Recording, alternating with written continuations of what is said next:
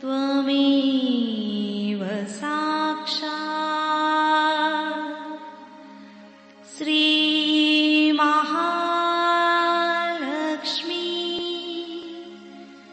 महासरस्वती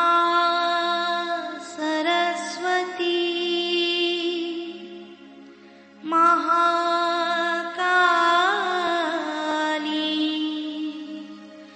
त्रिगुणात्मिका कुण्डलिनी साक्षात् श्री आदिशक्ति माताजी श्री निर्मला देवी नमो नमः। ॐ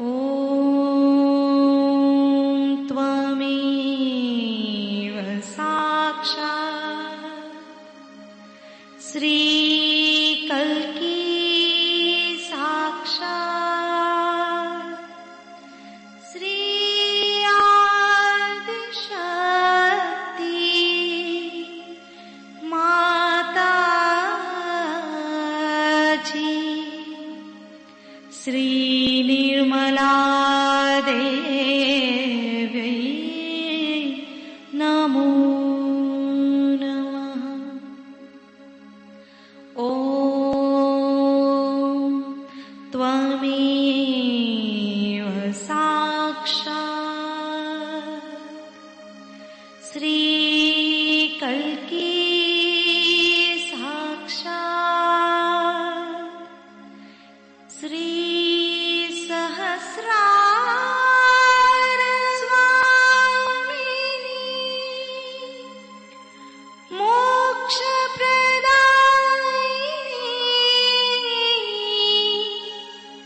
माताजी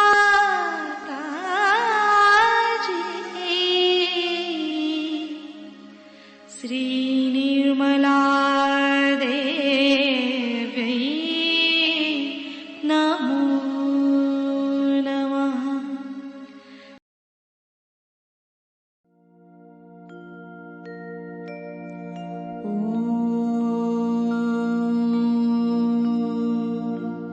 तमेव साक्षात् श्री गणेश साक्षात् श्री आदिशक्ति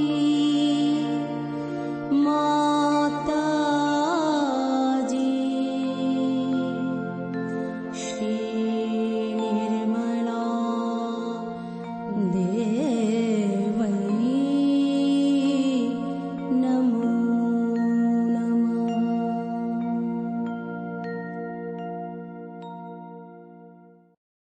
जय शो माता जी। दोनों हाथ माँ के सामने हृदय में शो माता जी को नमन करते हुए, परम पूजनीय शो माता जी, हम सभी के हृदय में अपना स्थान ग्रहण कीजिए। शो माता जी की छवि को हृदय में देखेंगे। बार बार शो माता जी को प्रार्थना, परम पूजनीय शो माता जी, हम सभी के हृदय में अपना स्थान ग्रहण कीजिए।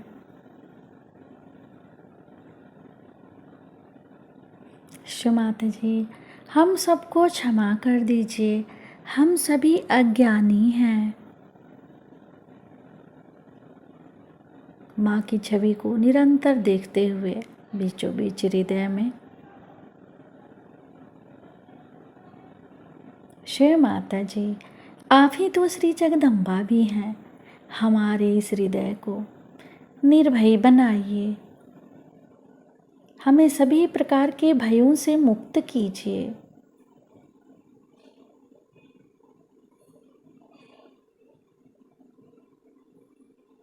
धीरे धीरे अपने संपूर्ण चित्त को दोनों हाथों पे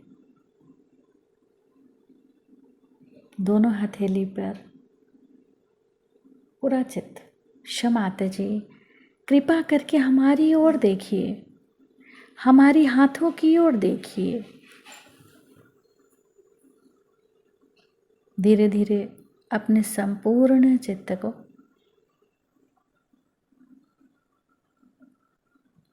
सेंटर नाभि पे, सेंटर नाभि पर क्षमाते जी को नमन करेंगे। क्षमाते जी, आप ही तो श्री लक्ष्मी और नारायण भी हैं, आपको कोटि कोटि नमन। क्षमाते जी को सेंटर नाभि पे देखेंगे। क्षमाते जी, हमारे पास जो कुछ भी है उसमें हम पूर्ण रूप से संतुष्ट रहें, ऐसी परम कृपा कीजिए। सेंटर नाभि पर चित्त को स्थिर करते हुए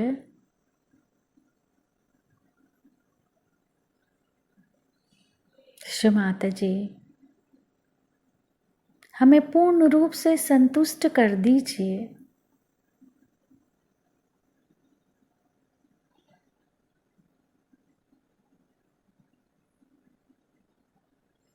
लक्ष्मी नारायण मंत्र।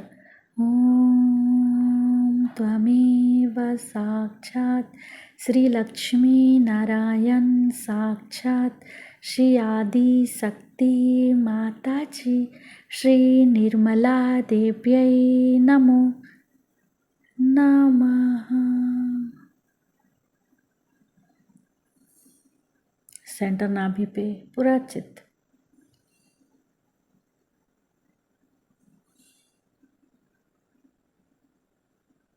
सेंटर नाभि पर बीचों बीच परम चैतन्य अनुभव करते हुए बार बार प्रार्थना। क्षमाते जी, हमारे नाभि में पूर्ण संतुष्टि का भाव दीजिए।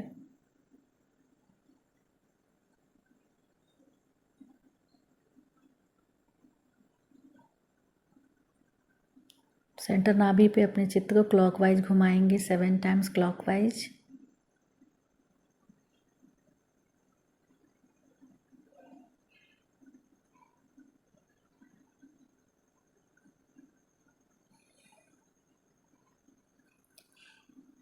सेंटर नाभि से सिर के तालु भाग को जोड़ेंगे।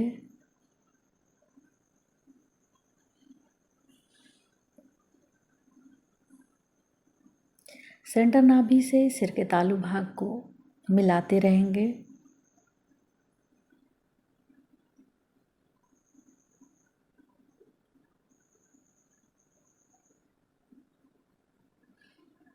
फिर पूरा चित्त सहस्त्रार पे।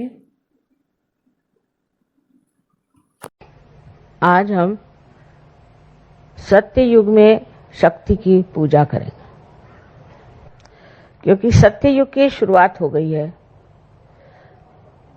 और इसी वातावरण के कारण शक्ति का रूप भी प्रखर हो गया। शक्ति का पहला स्वरूप है कि वो प्रकाशमान, तेजस्वी, तेजपुंज। ये शक्ति जब प्रकट होगी पूर्णतया इस सत्ययुग में, तो हर एक गलत किस्म के लोग सामने उपस्थित हो जाएंगे, उनकी सारी कार्रवाइयां सामने आ जाएंगी। उनकी जो कार्य प्रणाली आज तक चोरी छुपे चल रही थी और उसमें वो मगन थे, वो सब खुल जाएगी। हर तरह की बुराइयां, वो चाहे नैतिक हो, चाहे मानसिक हो, आतंकवादी हो या किसी तरह की भी, सत्य को पसंद न हो, ऐसी कोई सी भी संस्था, ऐसी कोई सी भी व्यवस्था बच नहीं सकेगी, क्योंकि उस पर सत्य का प्रकाश पड़ेगा। इस सत्य के प्रकाश में आप एक शक्ति की विशेष प्रकृति देखिएगा, उसकी एक विशेष आकृति देखिएगा। कारण मैंने आपसे पहले बताया था कि अब कृतयुग शुरू हो गया और इसके बाद सत्ययुग आएगा, और ये भी बता दिया था कि सत्ययुग का सूर्य क्षितिज पर आ गया। इसकी प्रचीति आपको मिलेगी, इसका प्रूफ आपको मिलेगा कि सत्य के मार्ग में जो भी असत्य लाएगा वो पकड़ा जाएगा। फिर वो सहयोगी क्यों न हो, वो अपने को सहयोगी कहलाता है और गलत काम अगर करता है तो वो बच नहीं सकेगा। उसको आज तक सत्य ने बचाया, संभाला, उसकी रक्षा करी। लेकिन अब इससे आगे उसमें शक्ति नहीं, सहज में वो शक्ति नहीं है कि वो सत्य के आगे ऐसे लोगों को बचा सके जो सत्य का तमगा लेकर चल रहे। सत्य में सबसे बड़ी शक्ति आपसे मैंने कल ही बताया था कि प्रेम की है, परसों। प्रेम की शक्ति सबसे बड़ी है। प्रेम का मतलब अहंकार रहित, किसी अपेक्षा के बगैर, किसी भी एक्सपेक्टेशन के बगैर प्रेम का अव्याहत साम्राज्य फैलाना, ये शक्ति कार्य करेगी। किंतु ये जो शक्ति चैतन्य की है वो आपके ही माध्यम से कार्य कर सकते। अगर चैतन्य स्वयं ही इस कार्य को कर सकता तो आज आप लोग सहयोगी नहीं बनते और सहयोगियों की कोई जरूरत भी नहीं रहती। लेकिन आज जो सहयोगियों की जरूरत आप समझ रहे हैं कितनी है कि सामूहिकता में सहयोगी तैयार हो रहे हैं। इसका कारण यह है कि चैतन्य का वहन, उसका चैनल आप लोग। अब इस वहन करने वाली जो धाराएं हैं उनको समझ लेना चाहिए कि आपको किसी भी गलत काम की ओर नजर तक नहीं उठानी चाहिए, क्योंकि आप स्वयं शक्ति से संचालित हैं। आप में हर तरह की शक्ति वहन हो रही है, तो वही शक्ति आपको शक्तिवान, बलवान, हर तरह से समृद्ध और स्वस्थ बना सकती है। आपको और किसी चीज का आलंबन करने की जरूरत है। जैसे ही आप दूसरे किसी चीज का आलंबन करेंगे आप गिर जाएंगे। जैसे मैंने देखा है कि बड़े बड़े लोग होते हैं जो अपने को बड़े कहलाते हैं, वो खबर भेजेंगे कि हमें माँ से मिलना है, हम उनसे स्पेशली मिलना चाहते हैं। कोई स्पेशल होते नहीं है, पर हमको मिलना है। अब मना करो तो लोग कहते हैं माँ वो बहुत सताए, तो मिल ही लीजिए उनसे। अब सब गिड़गिड़ा कहते अच्छा भाई, 3 बार कहेंगे वो आने वाले हैं, वो आने वाले हैं, सब दूर उसके इश्तहार लग जाए और वो आएंगे, पार हो जाएंगे और ठीक भी हो जाएंगे। उसके बाद वो पूछेंगे भी नहीं, क्योंकि वो समझते नहीं कि सत्य की शक्ति कितनी जबरदस्त है। एक बार अगर आप सहज में आ गए तो बेहतर है कि आप सहज में उतर जाएं, नहीं तो बचत नहीं है। हर बार इंसान यही सोचता है कि मेरा क्या फायदा। सहज में आने से मेरा लड़का बीमार है तो मेरी लड़की बीमार है, तो मेरा फलाना है तो ठिकाना है, तो मेरे पैसे गायब हो गए, तो इनकम टैक्स आ गया, फलाना हो गया, ठिकाना हो। लेकिन ये सब आफतें जो हैं ये एक साथ आपकी टल जाएगी। सबसे पहले तो मनुष्य में अगर समाधान भी नहीं आया तो सहज बेकार है उसकी। अब समाधान जब आ जाता है, बस बहुत हो गया, अब नहीं चाहिए कुछ। कोई गलत काम करने की जरूरत नहीं, कोई से भी ऐसा काम करने की जरूरत नहीं कि जो हानिकारक हो समाज को, दूसरों को, आप्तेष्टों को, किसी को भी हानिकारक कार्य करना सहज के बाद फलित नहीं हो सकता, उसका नुकसान उठाना पड़ा। हमने देखा बहुत शुरू में बहुत से सहज में ऐसे लोग आए, रुपया बनाया, पैसा बनाया, झगड़े किए, लड़ाई करी, ये करा वो करा, इसके सिवा और कुछ किया नहीं सहज, फिर खत्म हो गया। क्योंकि सहज की शक्ति ऐसी है कि ऐसे लोगों को पार ढकेल देती है, फिर वो ठीक होकर के वापस आ जाए तो दूसरी बात। जैसे समुद्र में दो शक्तियां होती है, एक शक्ति से तो बाढ़ आती और एक से जो है समुद्र पीछे जाता। इसी प्रकार इस सत्य की शक्ति है जो स्पंदित, स्पंद का मतलब होता है जो एक बार आकुंचित होता है और एक बार पूरी तरह से खुल जाता है, उस हृदय में ही स्पंद होता है। आदि शंकराचार्य ने वाइब्रेशंस को स्पंद कहा। स्पंद का मतलब है जो एक बार आपको उठाएगा वो दूसरी बार आपको गिरा भी सकता है। ये मैं आपको डरा नहीं रही हूं, पर सूचना दे रही हूं कि अब अपना वर्तन हमको ऐसा करना चाहिए जिससे हम सहज में अग्रसर हो सके। मैंने परसों कहा था कि नॉर्थ इंडिया में सहयोग बहुत जोरों में फैल रहा है, बहुत जोर, हर जगह जैसे आग लग गई हो, लोग सहज में आ रहे हैं क्योंकि सहज से लाभ बहुत है। तंदुरुस्ती अच्छी हो जाएगी, किसी को धन लाभ हो जाता है, किसी को पुत्र लाभ हो जाता है, कोई न कोई लाभ हो जाता है, किसी का बहुत ज्यादा, किसी का कुछ कम। किंतु सबसे बड़ा लाभ सहज योग का यह कि समाधान, कि इससे आगे अब कुछ नहीं चाहिए, मुझे और कुछ नहीं चाहिए, मैं सब पा चुका।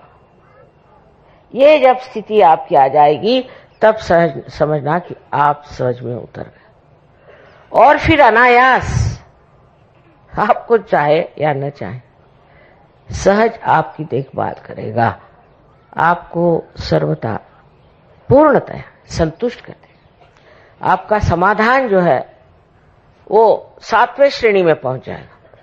लोग कहेंगे इनको क्या हो गया,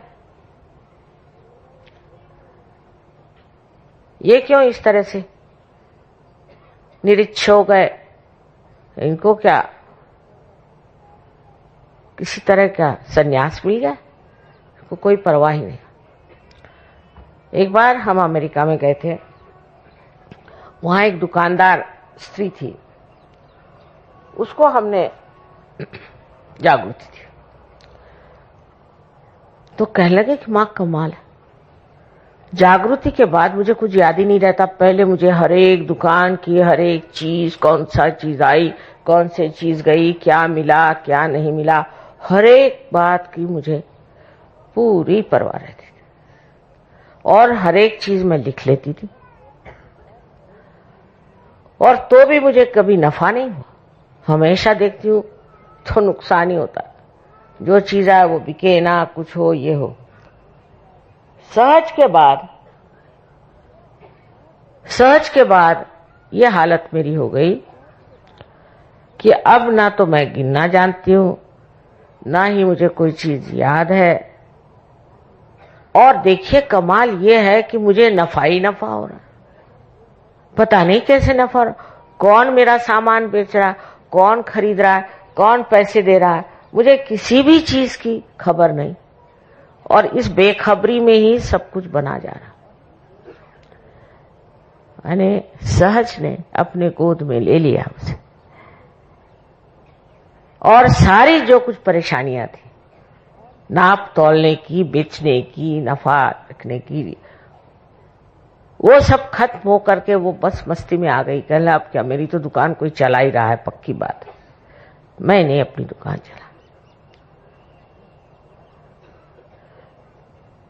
और सब चीज इस प्रकार हो जाने से मनुष्य समझ जाता है कि अब मैं समाधान की 7वीं मंजिल पे पहुंच गया। उसको सोचना भी नहीं पड़ता, विचारों से परे ये दशा है। अब इसका कारण यह है कि सहज से पहले हम विचारों पे रहते हैं, हर चीज आप गिनते रहते हैं, हर चीज आप नापते रहते हैं, घड़ी हर बार आप देखते रहते हैं और हर समय आप देखते हैं कि कुछ न कुछ चूक ही जाता है। बहुत हिसाब किताब रखने पर भी आप देखते हैं कि सर दर्द हो गया, लेकिन कोई फायदा नहीं, क्योंकि सहज में आपने ये कार्य अपने ऊपर कैसे ले लिया। तो सहज कार्य, स्पॉन्टेनियस, सहज में सब चीज एकदम सहज हो जाती है। ये आपको धीरे धीरे तो अनुभव आते रहेगा, लेकिन सहज पे निर्भर हो जाना, ये शक्ति आज सत्य युग में कार्य कर रही है। जिस दिन आप पूरी तरह से सहज में निर्भर हो जाए तो सारा ही कार्य, सारा ही आपका जीवन ही सुचारू रूप से पूरी तरह से प्लावित हो जाए और आपको किसी भी प्रकार की दखल लेने की जरूरत नहीं। एक बार हमारे यहां चोरी हो गई, हमारी सब साड़ियां चोरी हो गई। मुश्किल से एक साड़ी सिल्क की बची, वही पहन करके मैं सारी पार्टियों में जाती थी, उसी में जाती थी। हमारे पति भी सोचने लगे कि इनको क्या हो गया, एक ही साड़ी पहनती है। मैंने कहा मेरे पास अभी एक ही है। अब आप लोग इतनी साड़ियां मुझे देते हैं कि मैं मना भी करती तो भी साड़ी पे साड़ी, साड़ी पे साड़ी। तो मैंने कहा कहीं द्रौपदी वस्त्र हरण का आप अगर इंतजाम करें तो कुछ ठीक हो जाए, क्योंकि ये रखूं का मैं तो पहनती भी नहीं है सब साड़ी। लेकिन समाधान मिलना यही सबसे बड़ा बख्शीश है। अब समझ लीजिए हमें कोई चीज पसंद आई और उसके लिए हम दौड़ रहे हैं कि हमें ये चीज चाहिए, वो चीज चाहिए, जरूरी चाहिए, उसके लिए मरेंगे, वही चीज लेनी है हमने, वो देखिए हमें पसंद आई है, मर मुरा के ली भी, कर्जा लेके ली, चाहे जैसे, और उसके बाद उसके और देखते नहीं, फिर दूसरी चीज की ओर देखने लगते। जो चीज पाई उसी का सुख नहीं, उसी को देखना नहीं। आजकल इतने सुंदर फूल खिले हुए हैं दिल्ली शहर में, मैं वही रास्ते पर देखने आ रही थी, इतने सुंदर फूल खिल रहे हैं पेड़ों पर। आप में से न जाने कितनों ने देखे हैं कि नहीं देखे। अब ध्यान का है, ध्यान आपका अगर अपने आत्मा पर है तो आत्मा वही चीज दिखाए जो सुखदायी है, जो आनंददायी है, और उसमें फिर स्वार्थ असल में पाया जाता है, क्योंकि जिसमें आप स्व का अर्थ जान जाते। कैसे शब्द लगाए देखिए, अपने जो बड़े पुरखे हो गए पूर्वज, उन्होंने ढूंढ ढूंढ के शब्द लगाए कि तुम स्वार्थ ढूंढो। स्वार्थ का माने स्व का अर्थ। पहले लोग सोचते स्वार्थ का मतलब पैसे कमाओ, ये करो, वो करो, वो करो, उसमें सुख नहीं मिला। जब खोजते खोजते आप पगले हो जाएंगे तब फिर आप स्व की ओर दौड़ेंगे। इसलिए उनका पहले तू स्वार्थ खोज, इसमें तेरा क्या स्वार्थ है वो देख, इसमें तेरा कौन सा फायदा है वो देख। सहज धारा में जब आप बहते तब ये सत्युग में आपको जान लेना चाहिए कि आपको जो संभालने वाला है, देखने वाला है, उसके करोड़ों हाथ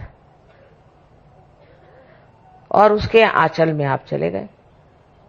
अब क्यों गलत काम करो, क्यों ऐसी वैसी बात करो जिससे कि आप पकड़ में आ जाए और बेकार में परेशान हो जाए। और अगर आप किसी चीज में पकड़ में आ भी गए तो भी ऐसे छूट जाए। उदाहरण के लिए हम बताएं कि हमने 5 मूर्तियां खरीदी मिट्टी की कनाडा में। बहुत सुंदर थी। सोचा ऐसी मूर्तियां हमारे यहाँ बने। अब सिर्फ मिट्टी की मूर्तियां 5 खरीदी, तो हमारे कस्टम वालों ने उसके दाम 18,000 लगा दिए। मुझे बड़ी हंसी आई कि मिट्टी की मूर्तियों की 5 की क्या दाम 18,000 हो सकता है क्या? 18 रुपए भी नहीं होंगे। मैं हंसती रही। तो पुलिस वालों के पास खबर गई तो वो भी हंसने लगे। मैंने कहा देखिए क्या तमाशा है, इसके दाम 18,000 हो सकते हैं। और वाकई में वो सब छूट गया, क्योंकि गलत चीज में पकड़ा उन्होंने। तो सहज उसे अपने आप ही सब चीज को ठीक कर दे। जिसकी जरूरत है, जो जरूरी होना है, जिसकी आवश्यकता है, वो कार्य सहज ही कर देता है। तो सहज पे चीज छोड़ना आना चाहिए। सबसे बड़ी बात है ये चीज सहज पे छोड़।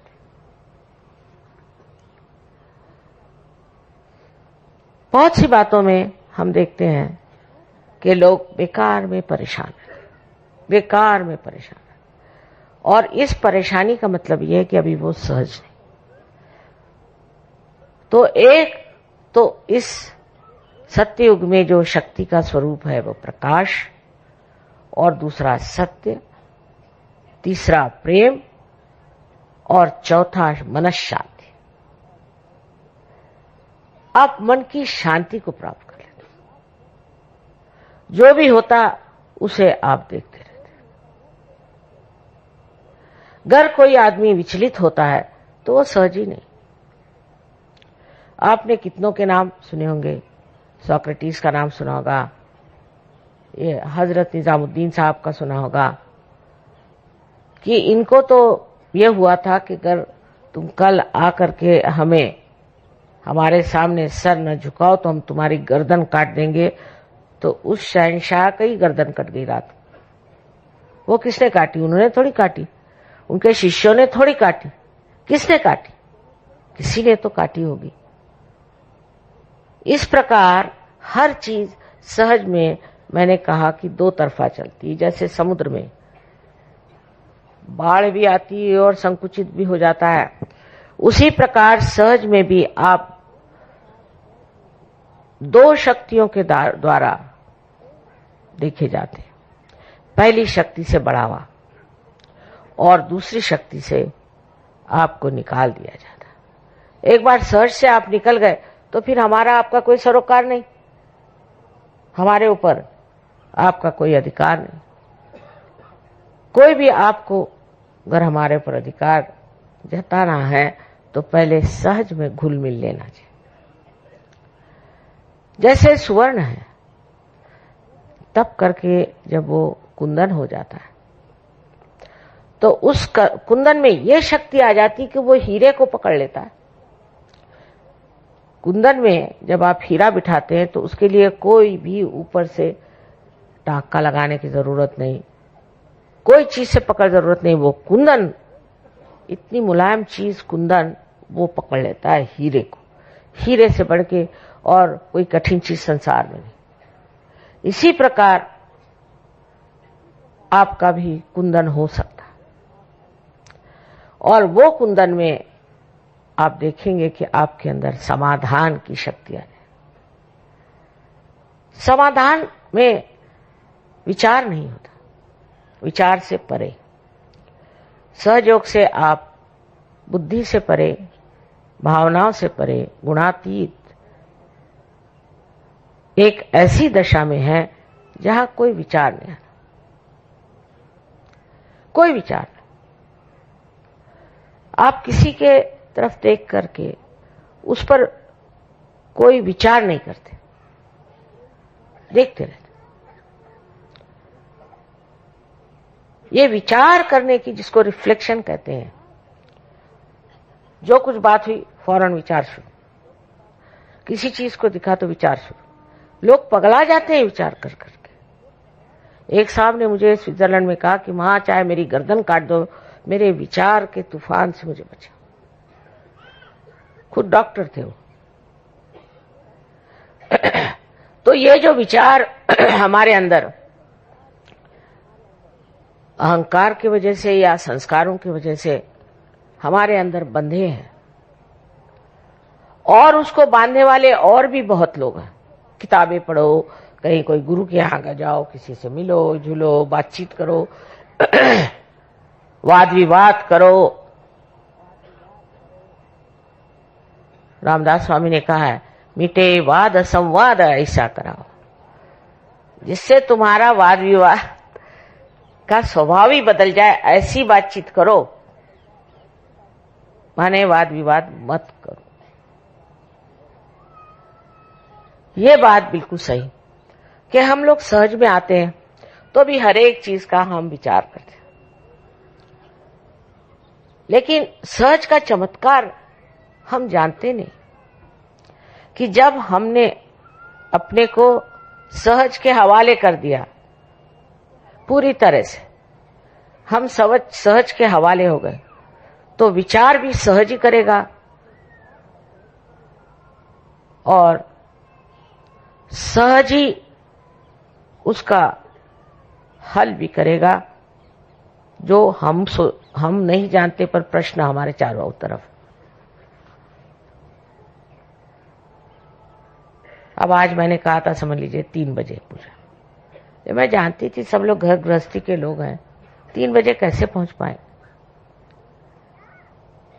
देर ही होने वाली, उसमें कोई हर्ज नहीं, आराम से आएंगे, आराम से चलो। बहुत बार आदमी सोचता है कि मेरा रास्ता भूल गया।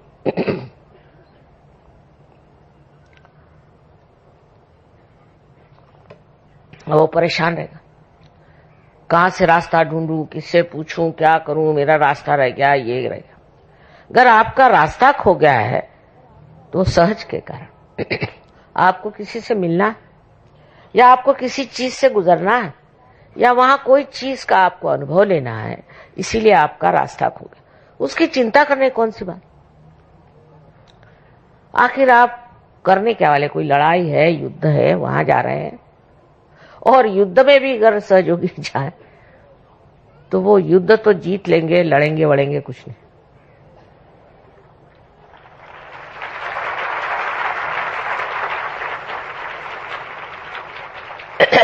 सत्य में विचार की शून्यता आने से मनुष्य जान लेता है कि विचार जो है वो शक्तिहीन है।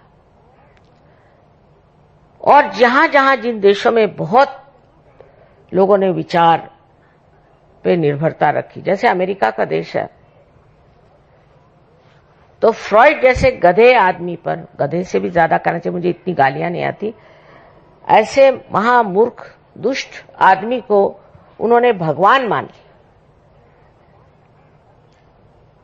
और हर समय वो ये सोचते हैं कि हमको आनंद उठाना चाहिए, और हर आनंद ऐसा बनाया हुआ है कि उससे वो नष्ट हो जाए। हर एक चीज, जो उनकी कोई चीज ऐसी है ये नहीं कि जिसमें नष्टता की भावना न हो, और जब तक वो नष्ट नहीं होते तब तक वो सोचते नहीं कि उनके आनंद की परिसीमा हो गई। जैसे उनके खेल देख लीजिए, पहाड़ों पे जाएंगे, वहां स्कीइंग करेंगे और तंगड़ियां टूटेंगी, किसी की किडनी गायब, किसी का कुछ, अब सामने दिखाई दे रहा है पर वहीं जाएंगे। हमारे नसीबी जहां रहते थे वहां एक चर्च होता था और चर्च के पास एक पब भी होता था, दोनों साथ साथ। अब जो लोग पब में जाते थे वो देख रहे हैं कि अंदर से लड़खड़ाते हुए लोग आके नीचे जमीन पर गिर रहे हैं, और ये क्यों लगा के अंदर जाते थे कि हमें भी ऐसे बनाओ कि हम भी लड़खड़ाते हैं। यानी विचार से अकल मारी जाती है, ये सीख। अकल से जो जो काम किए गए मनुष्य ने अहंकार में, वो सब गलत हो गए, इसी से उनका भोग हम लोग उठा रहे हैं। लेकिन अगर आत्मा के प्रकाश में वो कोई कार्य करते, प्रकाश में कोई सा भी कार्य सुचारू रूप से ही होता है, ठीक ढंग से होता है, समझदारी से होता है। लेकिन ना सूझबूझ ना समझदारी इस विचार में है, क्योंकि इसमें वो चेतना ही नहीं। तो आज जब सत्युग का समय आ गया और जब हम सत्य के मार्ग में चल पड़े तब पीछे मुड़ के देखने की कोई भी जरूरत नहीं, क्योंकि आपके साथ सबसे बड़ी शक्ति प्रकाश की है। आप प्रकाश में चले, और प्रकाश भी ऐसा कि जिसमें आपकी छाया नहीं पड़ती। आगे भी प्रकाश, दोनों तरफ प्रकाश और पीछे भी प्रकाश। लेकिन ये प्रकाश की ज्योत आपको पूरी तरह से प्रज्वलित करनी पड़ती है। उसके लिए छोटा सा मार्ग मैं बताती हूं कि आप सब लोग ध्यान करें। वो भी नहीं होता, विशेषकर स्त्रियों के लिए कहा जाता कि ये लोग ध्यान व्यान नहीं करते। सारा चित्त खाना बनाना, बच्चों में, इसमें उसमें लिपटा। आश्चर्य की बात कि औरतों को तो सबसे पहले ध्यान करना चाहिए, क्योंकि वो समाज की शक्ति है। पहले स्त्री का सबसे बड़ा कार्य यह है कि वो समाज को बनाता, ये नहीं कि वो कोई कहने लगे कि रशिया में औरतें मोटरें चलाती हैं और ट्रेनें चलाती हैं और वो एरोप्लेन चलाती हैं, तो उन्होंने कौन सी बड़ी भारी कमाल कर दी। अपने आदमियों को नौकरी नहीं, आप लोग क्यों चाहते हैं कि मोटरें चलाएं और टैक्सी चलाएं। आपका कार्य समाज को सुव्यवस्थित करना है, समाज को आपको बांधना है, बनाना है, और उसके लिए एक समाधानी वृत्ति, एक सूझबूझ होनी चाहिए। और इस सूझबूझ के साथ एक स्त्री के लिए विनम्रता होनी चाहिए। नम्रता स्त्री में नहीं हो तो वो मर्द हो गई। वो अगर हावी हो जाए और हर चीज में वो सोचे कि मुझे आदमी से मुकाबला करना है, तो गलत बात है। ये भी कोई मुकाबला करने की चीज है? आप स्वयं शक्तिशाली हैं, आपको क्या जरूरत है किसी का मुकाबला करने। मैं बार बार इसलिए कह रही हूं कि जिस जिस देश में औरतों ने सामाजिक स्थिति का भार अपने सर पे नहीं लिया, वो देश आज डूब रहे हैं और खत्म हो जाए। अपने बच्चों को संभालना, घर में व्यवस्थित रहना, यह बड़ा भारी कार्य है। हाँ, अगर जरूरत पड़े नौकरी कर लीजिए, पर जैसे आदमियों के लिए मैं कहती कि अच्छा ठीक है, आप लोग अगर खाना बनाना चाहते हैं तो बनाइए, कोई हर्ज नहीं, सीखना चाहिए, पर वो उनका मुख्य कार्य नहीं। इसी प्रकार स्त्री के लिए जरूरी है कि वो अपनी शक्ति को प्रज्वलित करे, और इस देश की औरतों ने ही यहाँ का समाज रोका हुआ है, ये मान लीजिए, लेकिन जबरदस्ती से नहीं, प्रेम से, और वो भी प्रेम निर्वाच्य। इस देश में ऐसी ऐसी औरतें हो गई हैं, बन्नादाई जिसने अपने बच्चे को, युवराज को बचाने के लिए कटवा दिया, ऐसी ऐसी इस देश में औरतें। लेकिन ये इतिहास मात्र हो गया। मैं कभी फॉरेन में बताती हूँ कि पद्मिनी ने 3000 औरतों के साथ जोहार किया, तो वो विश्वास ही नहीं करते, ऐसे कैसे हो सकता। मैंने कहा थी हमारे देश में ऐसी औरत। आज उन्हीं के बलबूते पर हम लोग आज तक टिके हैं, नहीं तो जिस तरह का अंधकार इस देश में चला हुआ है, ये कब का खत्म हो गया होता। उन्हीं के पुण्याई पर आज हम लोग चल रहे हैं। वही पुण्याई आज इस सतयुग में एक विशेष रूप धारण करके सामने खड़ी। उसका चमत्कार आप देखिए, रोमानिया के लड़के कल कैसे गाना गा रहे हैं। इन्होंने कभी अपने सरगम तक सुने नहीं, कुछ इनको शिक्षा नहीं मिली। कल वो बता रहे थे इतने बड़े वादक कि साहब इसके लिए तो सालों तपस्या करने पर भी ऐसा हाल नहीं आता, ये कहां से कैसे हो गए।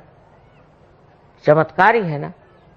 आपके भी जीवन में सहज के बाद अनेक चमत्कार आए, पर तो भी आप अपने विचारों पे ही निर्भर रहे। तो उस पर भी रामदास जी ने कहा है, अल्पधारिष्ट पाए। वो परमात्मा का था, अच्छा तेरा थोड़ा सा जो धीर चला है कर, तेरे को जो करना है कर, प्रयत्न कर। तो सहज में घुलने के बाद एक बड़ी मस्ती है, बहुत बड़ी मस्ती। जब मस्त हुए फिर क्या बोले, उस मस्ती में आ जाना चाहिए।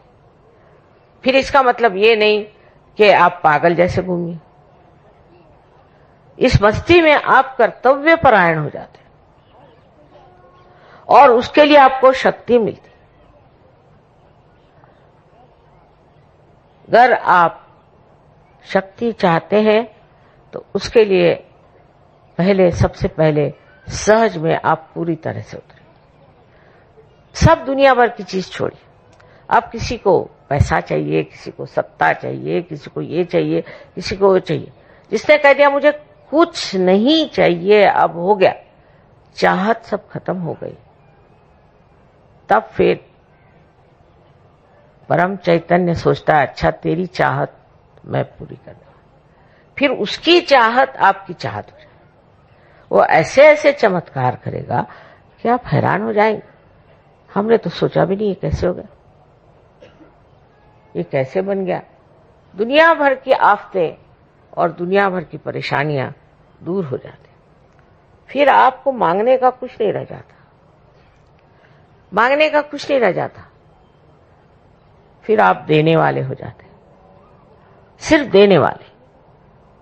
मांगने का क्या,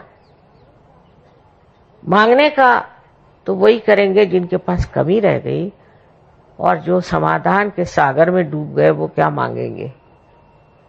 चारों तरफ देख के आप कहेंगे ये क्या करें, इसकी क्या जरूरत है। पर इसका मतलब नहीं कि आप संन्यास्त हो जाए और जंगल में।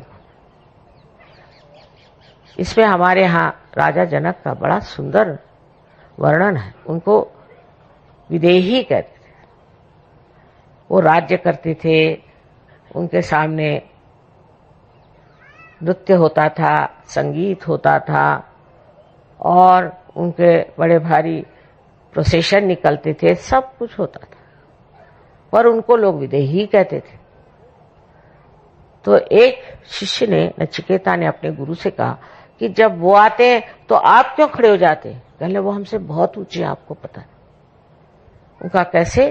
कहले हमने तो सब संसार छोड़ के संन्यस्त भाव लेकर के फिर कुछ अनुभव किया, ये तो बगैर छोड़े ही उसमें बसे हुए। तो छोड़ने का है क्या। अगर आपने पकड़ा है तो आप कहेंगे कि मैंने इसे छोड़ा, उसे छोड़ा, उसे छोड़ा, पर जब पकड़ा ही नहीं तो छोड़ेंगे क्या। वो पकड़ हमारे अंदर जो विचारों से, चाहे संस्कारों के कारण और अहंकार के कारण अगर जाती नहीं है तो इसका मतलब अभी आप सहज में उतरे नहीं।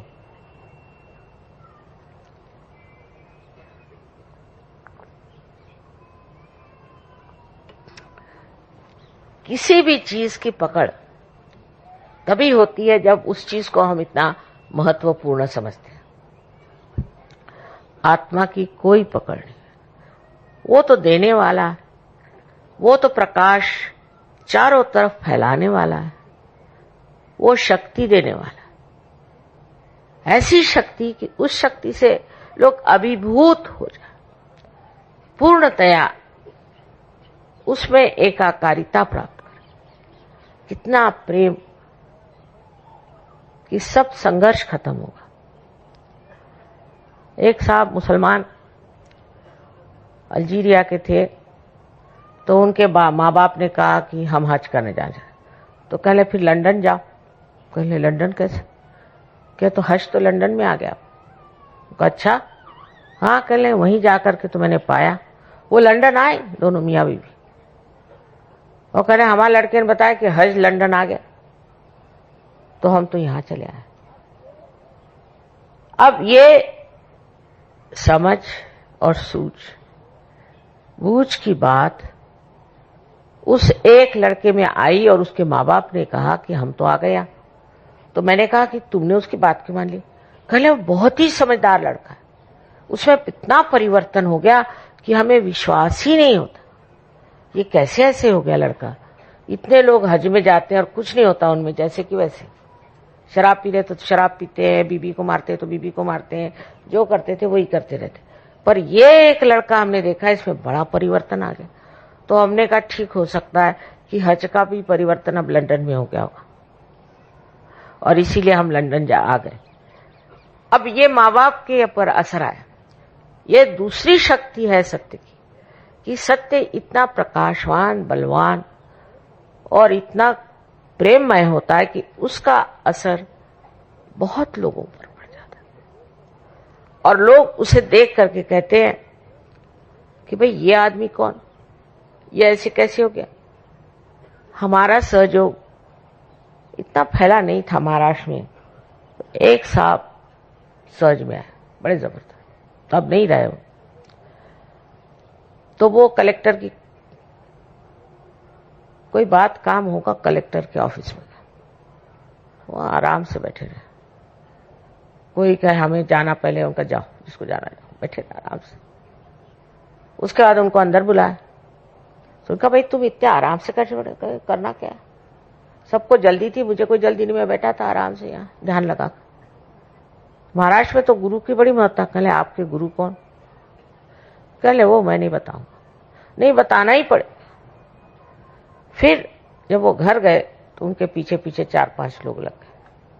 उनसे कहा आप बताइए आपके गुरु कौन है, नहीं तो हम आपको छोड़ेंगे। तब फिर उन्होंने मेरा नाम उनको बताया। वो फिर सहयोग में आए। जब मैं वहां गई राहुरी में तो देखा कि आग लगी हुई थी। बाप रे, मैंने कहा इतने लोग सहयोग में कैसे आ? एक आदमी की वजह से, एक आदमी के चरित्र की वजह से, उसके बर्ताव की वजह से। कोई देखने में बड़े खूबसूरत नहीं थे, वो कुछ नहीं था, पर उनकी जो तेजस्विता थी, उस तेजस्विता से उन्होंने चमका दिया वहां। तो ये भी कहना आज कि हम क्या कर सकते हैं, ऊपर से सब सड़ गया देश, उसमें सत्यानाश हो गया, खराबी हो गई। एक आदमी अगर अच्छा आ जाए, तो मैंने आज सवेरे ही कहा था कि दुनिया झुकती है झुकाने वाला चाहिए। फिर आप इतने लोग अगर झुकाने वाले हो जाएं तो और क्या चाहिए। लेकिन पहले इसका एहसास होना चाहिए कि आप सत्य युग में बैठे हो और सत्य की शक्ति आपके पास चल रही है। कोई किसी चीज की गरज ही नहीं, हम सब चीज अपने आप घटित हो जाए। किसी को समझ भी नहीं आता कैसे हो जाता है। कल मैंने 10 मिनट पहले बताया कि भाई मैं खाना यहीं खा लूंगी, घर तो अब जा नहीं सकते क्योंकि कव्वाल लोग बैठे हैं। और 10 मिनट में देखती क्या चूल्हा भी लगा है, चीजें भी बन रही। वो लोग खुद हैरान हो गए कि माँ 5 मिनट पहले लोग यहाँ आए और ये सब हो कैसे गया, कुछ समझ में नहीं आया। स्पॉन्टेनियस उनका नाम। मैंने कहा वही हो गया स्पॉन्टेनियस। कैसी कौन सी चीज हो जाती है एकदम से, कैसे घटित हो जाती है, कैसे चीज बन जाती है, वो आप बता नहीं सकते। इस परम चैतन्य की शक्ति, इसका कोई वर्णन नहीं। किसी ने मुझसे पूछा कि क्या गणेश जी ने दूध पिया, क्या ये शिव जी ने दूध पिया? मैंने कहा भाई पिया होगा। मैं तो ये परम चैतन्य को देख देख करके खुद ही हैरान हूं, मेरे ही साथ इतनी कमाल कर रहे हैं और मुझे भी पूरी तरह से एक्सपोज कर रहे हैं, तो ये कुछ भी कर सकते हैं, इनका क्या ठिकाना। पर मुझे नहीं पता कि गणेश जी इतना दूध पीते हैं।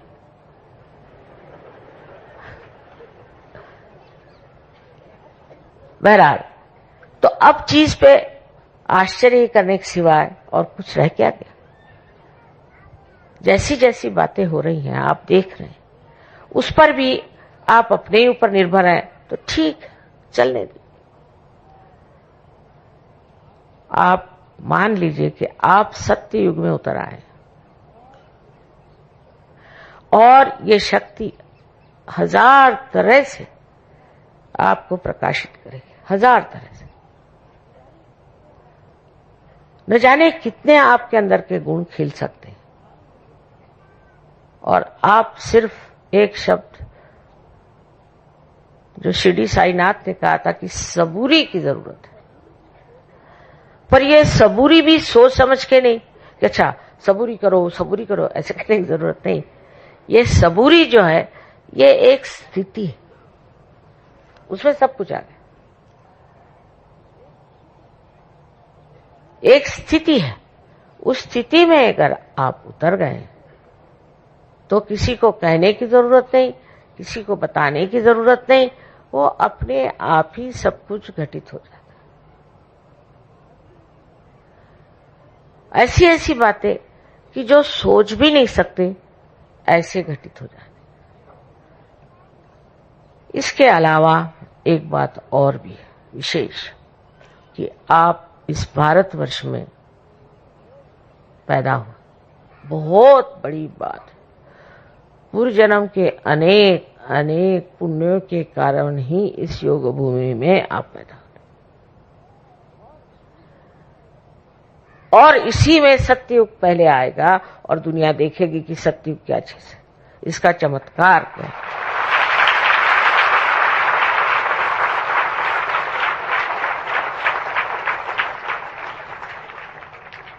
लेकिन आप ही मशाले, आप ही ज्योत है, आप ही को ये प्रकाश देना है। इसको एहसास करना चाहिए, इसको समझना चाहिए, इसको अपनाना चाहिए, क्योंकि कितनी बड़ी जिम्मेदारी आप पर आज है ये समझ लीजिए।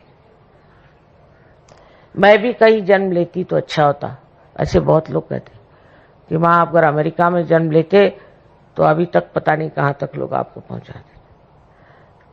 मैंने कहा नहीं, जहां मैंने जन्म लिया वो सबसे ऊंचा प्रदेश है, तो बड़े भाग्य से होता है। और यहां भी आप समझ लीजिए कि सहयोग कितने जोरों से फैल रहा है, बहुत ज्यादा। लेकिन इसका जो प्रसार हो रहा है सब दूर जो इतना फैल रहा है, उसका मुख्य कारण क्या है? उसका कारण यह है कि आप इस योग भूमि में पैदा हो, चारों तरफ जिसमें चैतन्य भरा है। पृथ्वी से भी इसी देश में सबसे ज्यादा चैतन्य बह रहा है, लेकिन उससे आगे आपको ये देखना है कि आप ही इसके वाहन हैं, आप ही इसको दूसरों तक पहुंचा सकते हैं।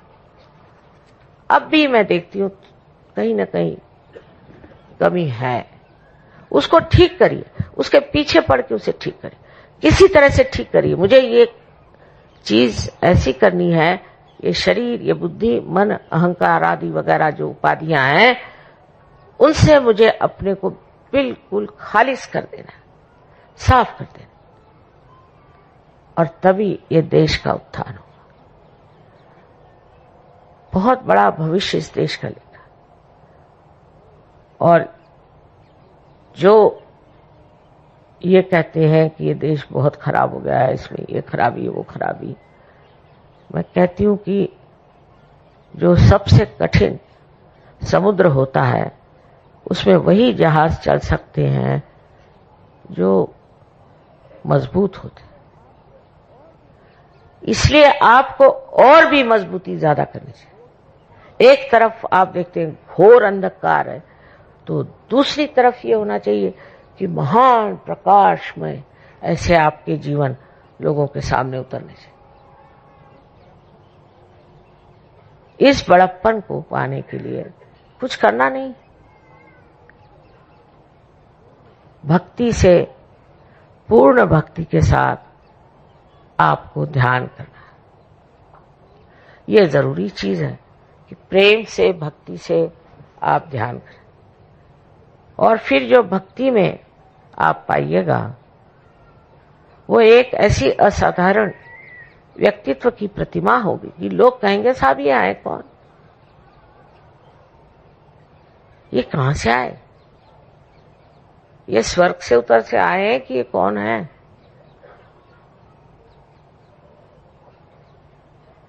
यही आज क्षमता आप रखते हैं, यही आपका पोटेंशियल है। आप समझ लीजिए कि आपके अंदर कितना गौरवशाली जीवन उमला रहा है, उसे जगाइए। सब दुनियादारी को छोड़िए उसके पास मोटर है तो मेरे पास मोटर नहीं है, उसके पास फलानी मोटर तो मेरे को क्या करने का है? इसमें क्या रखा है? आपको आश्चर्य होगा, मुझे तो मेरे मोटर का नंबर नहीं मालूम, वो तो छोड़िए, मुझे उसका कलर भी नहीं मालूम, मुझे उसका मेक भी नहीं मालूम,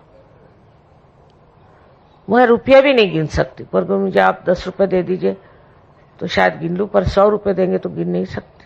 क्या करूं? मैं बैंक का चेक नहीं लिख सकती, कुछ नहीं कर सकती, बिल्कुल निष्क्रिय, कोई भी कार्य नहीं कर सकती और सारा कार्य हो रहा है। देखिए आप लोग आए बैठे,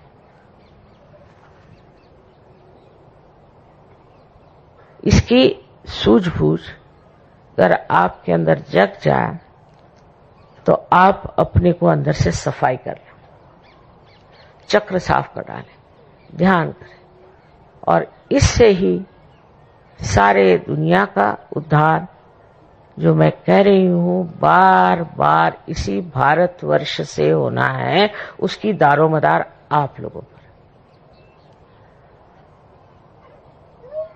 तो आज के इस शुभ अवसर पे आप मन में सत्य के रास्ते पे खड़े हो जाए। सब लोग देखिए कितना चमत्कार हो जाए। अरे अगर आप इस रास्ते पे ही नहीं है तो सत्य आपकी मदद कैसे करेगा? अगर आप गली कूचों में घूम रहे हैं या इस ट्रैफिक में फंस रहे हैं तो सत्य आपकी कैसी मदद करे?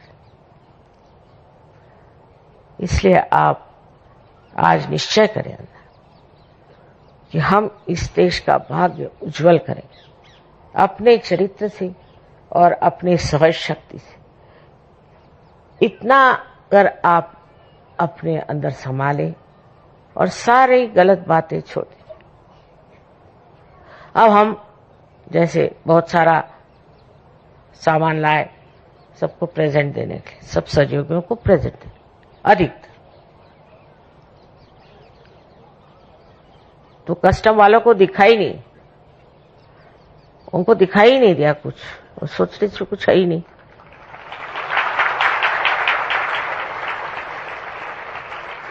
क्योंकि उस पे प्रेम का आवरण था, कैसे दिखाई देता,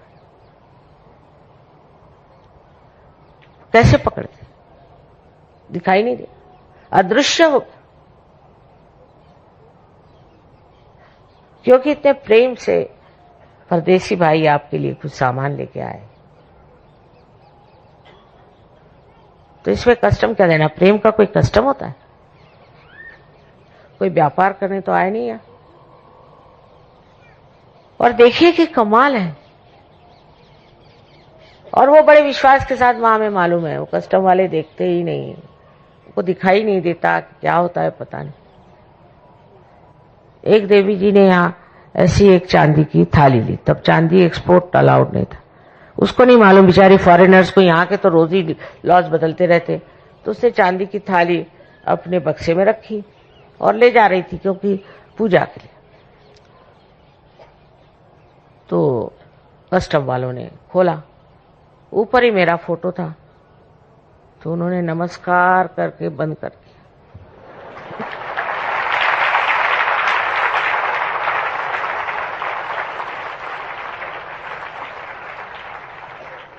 इसी आदान प्रदान से हमारे सब प्रॉब्लम सॉल्व हो जाए।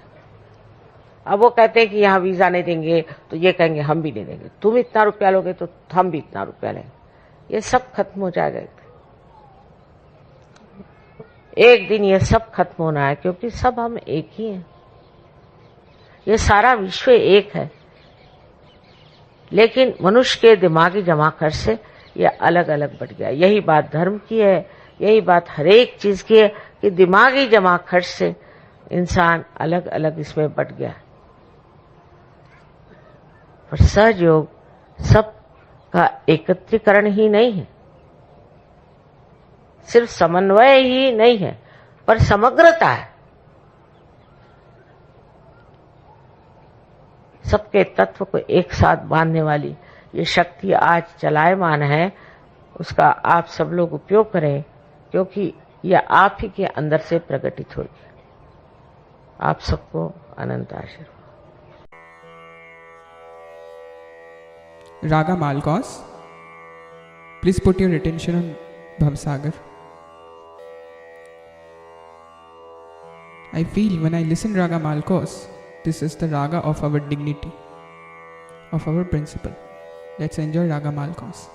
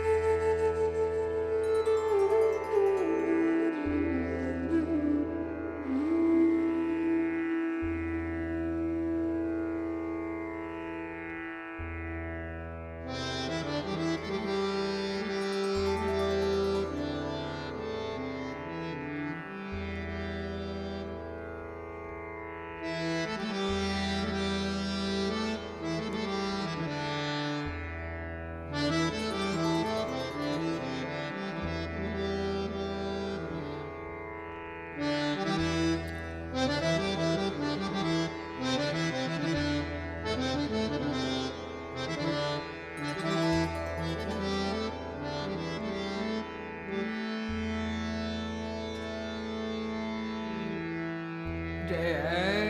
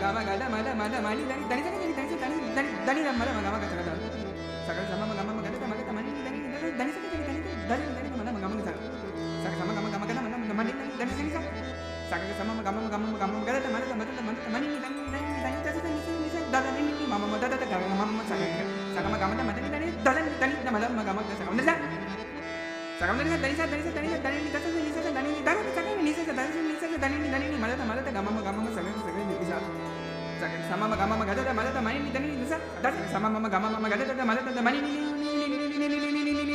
da sa da ni sa ni sa da ni ma da gama gama sa sa ni sa da ni sa ni sa da ni ma da gama gama sa sa ni sa da ni sa ni sa da ni ma da gama gama sa sa ni sa gama sa gama da ne da gama da ne da gama da ne da gama da ne da gama da sa ne da ma ga